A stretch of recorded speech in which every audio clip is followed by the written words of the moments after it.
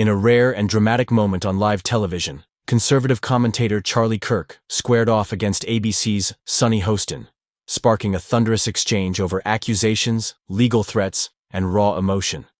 The focal point? Kirk's announcement of a $100 million defamation lawsuit against The View, accusing Hostin and the panel of spreading knowingly false claims. In a heated back and forth, Hostin grew visibly emotional under fire, while Kirk held ground with pointed arguments and unwavering certainty. Today, we analyze every pivotal. Over the past decade, political discourse in American media has largely polarized, with daytime talk shows increasingly becoming platforms for high-stakes culture wars. Among these series, ABC's The View has distinguished itself with a rotating panel of outspoken figures, moderates, liberals, and progressives, often confronting conservative voices invited via remote or live in-studio clashes. Co-host Sunny Hostin, a former federal prosecutor turned legal analyst, has frequently spotlighted conservative policies on topics ranging from criminal justice to election integrity. Co-host Charlie Kirk, founder of Turning Point USA, rose to prominence as a right-leaning youth activist. A fixture across conservative media, Kirk has gained attention for his confrontational style and willingness to challenge broadcast narratives head-on. Over the years, his confrontations with The View have escalated, first trading verbal barbs, then culminating in his recent decision to pursue legal action. The catalyst? Hostin and others on The View repeatedly accused Turning Point USA of enabling extremist ideologies and spreading radical content. Hostin, relying on anecdotes and social media posts, alleged that Kirk's organization had knowingly amplified dangerous voices. Kirk has countered those claims as defamatory fabrications. In early June, he formally announced his intent to file a $100 million defamation lawsuit against The View, naming Hostin personally as a defendant.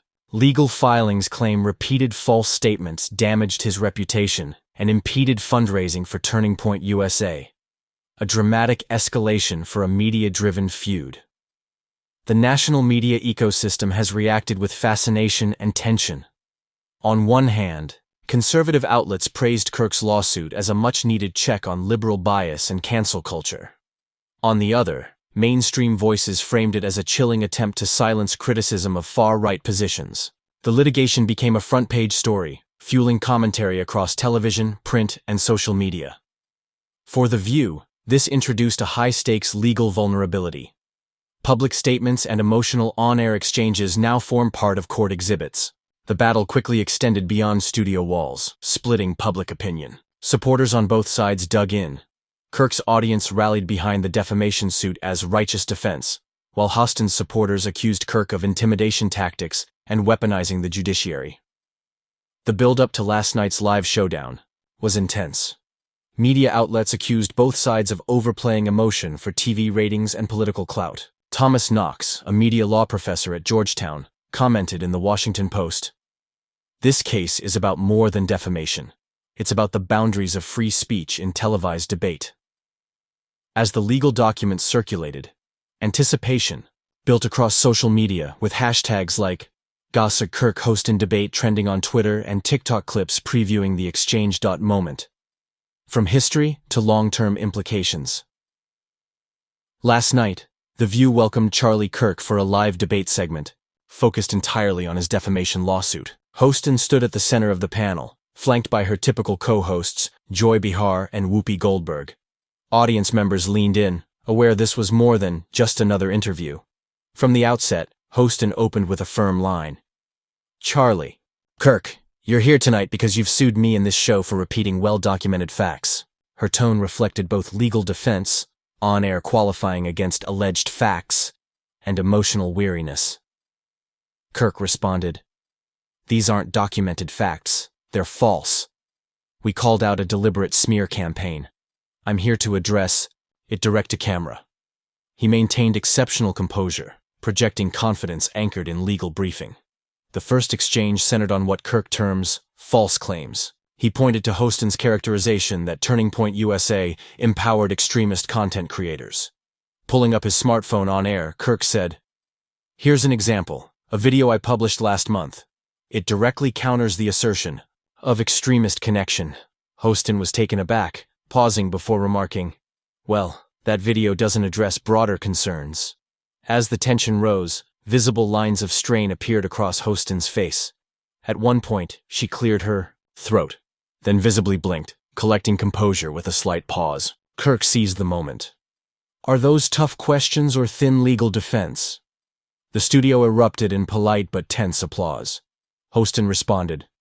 It's not fair to use tears to dismiss valid calls for accountability, she said, signaling emotional fatigue. Moments later, Kirk confronted a statement from Hostin that he claims was aired repeatedly. That TPUSA funded militia training. Kirk said, You've aired that at least 5 times. No evidence. You owe an apology. Hostin said, The statement was based on sources. Kirk leaned forward. Show them on air. Let's present them.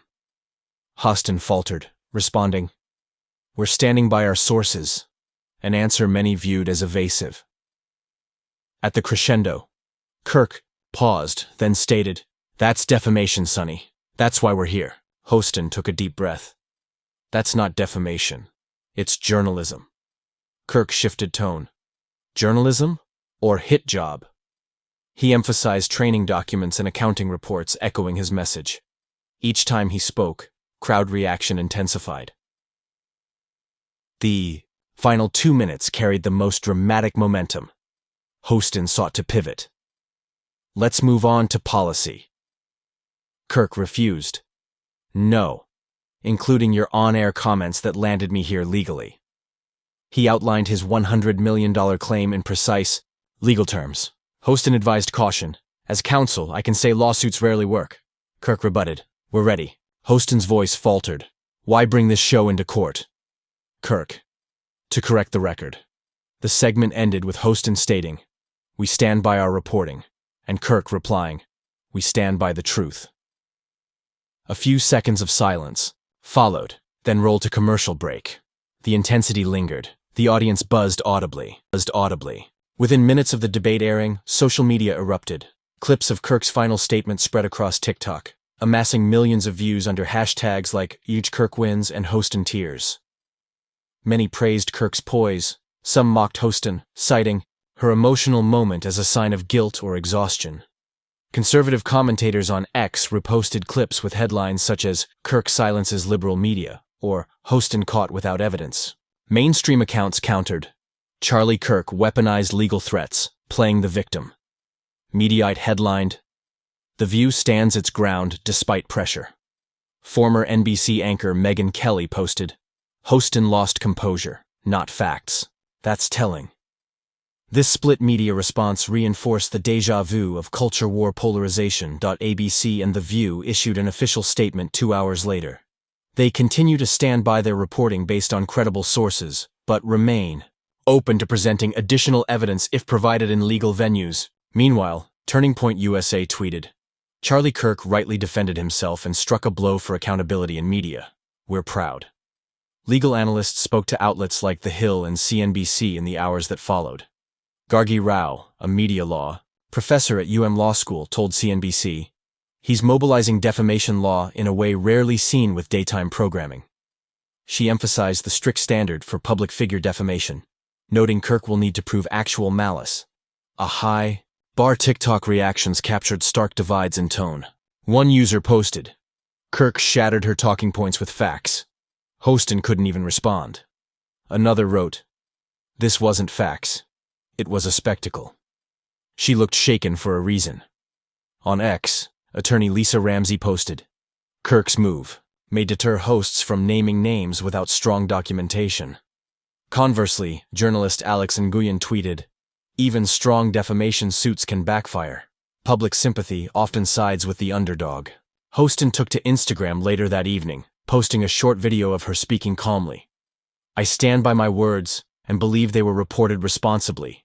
In court, we'll present our evidence. The clip garnered polarized reactions. Rep. The Stand With Sonny hashtag from her supporters, and counterchants Kirk had receipts. No other co-hosts issued statements. Joy Behar commented to Page 6, Sonny's tough. Tonight was hard, but fair. Whoopi Goldberg told Variety, It wasn't comfortable, but that's TV. As of this morning, there's no word on whether The lawsuit has been formally filed. In Pennsylvania state court filings, there is no case listed yet. Analysis begins with the legal threshold of actual malice. As a public figure, Kirk must show Hostin and The View news statements were false or acted with reckless disregard. In practice, such suits are difficult. Alyssa Manning, a First Amendment lawyer, told the New York Times, "These cases rarely succeed unless there's a paper trail of withheld corrections or private admissions. However, high damages could pressure the network into settlement or public retractions." The case raises the strategic use of defamation suits in American politics. In recent years, conservative figures have increasingly used legal threats to challenge mainstream media, from Dominion Voting's lawsuit against Fox News to Slate's threats over Milo Yiannopoulos. While most suits settle, Kirk's strategy diverges in targeting daytime unscripted commentary. If successful or elongated, the case could chill hosts across networks from making unfounded allegations. Media communication professors are weighing the impact.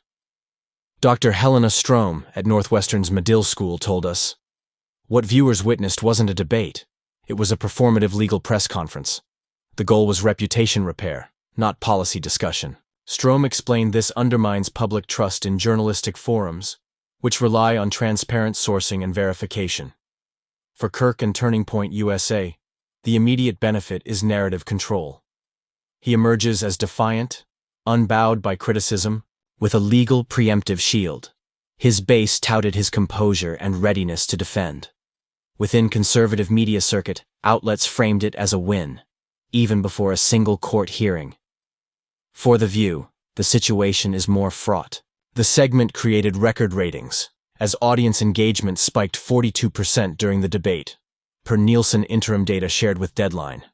But the lawsuit hanging over future episodes prompts legal strategic considerations.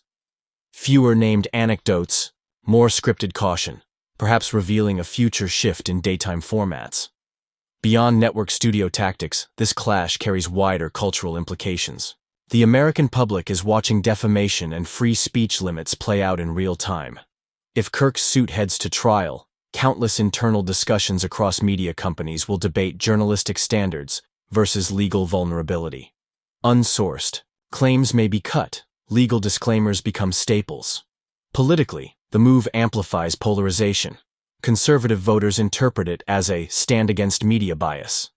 Left-leaning viewers see it as a lawfare attempt to suppress dissent.